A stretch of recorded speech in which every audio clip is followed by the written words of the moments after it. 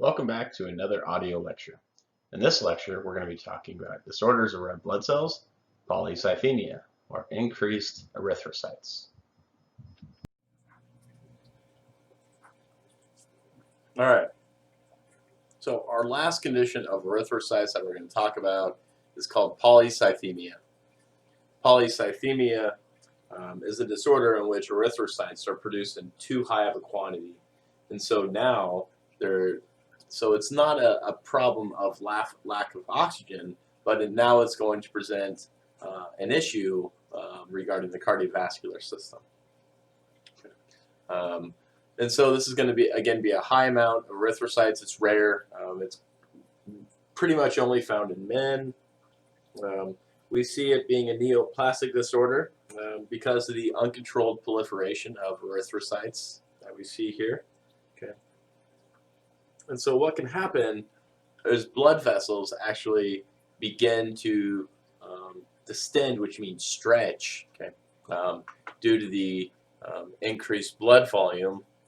So increased blood volume and blood viscosity that is a result of increased numbers of red blood cells.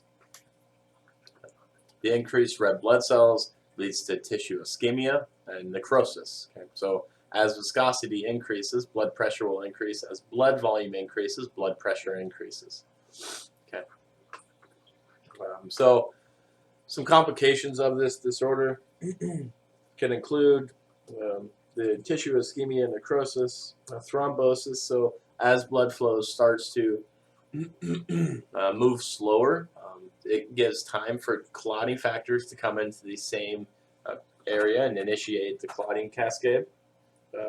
Hypertension due to the elevated blood volume and elevated blood viscosity that we see up here. Heart failure can result, so if it becomes too much for the heart, obviously the heart would stop contracting in a unified manner. Hemorrhage,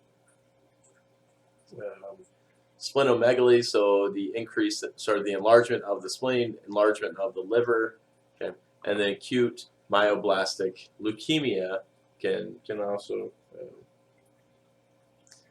complicate this issue further, right? So acute myeloblastic leukemia is going to look at those stem cell precursors, or there's colony forming cells, colony forming units as otherwise known, and so we can see some cancer of the myoblastic cells. Okay, so what are the manifestations for polycythemia? All these could be manifestations of polycythemia. So cyanotic or plethoric skin. So this is referring to skin color, either blue or red. And so this could be due to oxygenation status of the polycythemia. Either it's not being oxygenated enough because there's too many red blood cells, and they are slowing down the process, or we have fine oxygenation patterns, and we are showing it because now we have too many red blood cells. We can see high blood pressure as a result of high blood volume, and then elevated blood viscosity. Okay.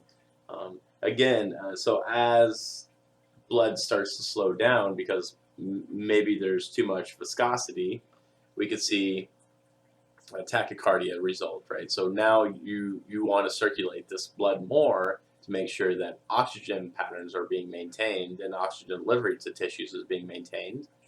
Dyspnea, because now we're going to have some issues with loading up hemoglobin with oxygen. Okay, so this is labored breathing. And then anytime you have really deficiency in oxygenation status in the hemoglobin, we're going to get some neural things, and so headaches or visual abnormalities might result. So how do you diagnose polycythemia?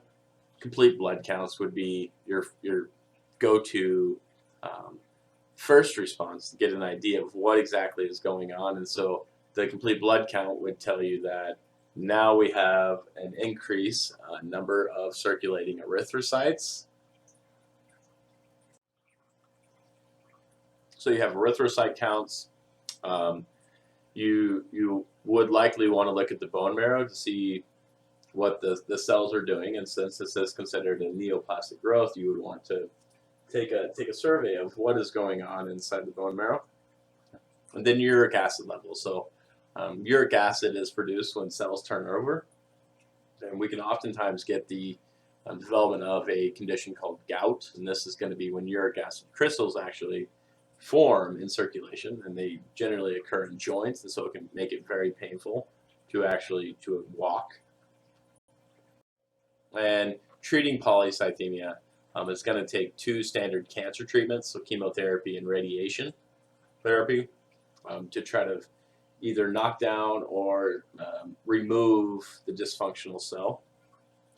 A phlebotomy would be removal of blood, and then we have managed clotting disorders. So as you recall, during polycythemia, we get slowing down of the blood, and so this gives clotting proteins more of an opportunity to become concentrated in a little area, and so we would want to remove the clotting proteins and prevent them from acting. So, well, that's it for disorders of red blood cells. Until next time.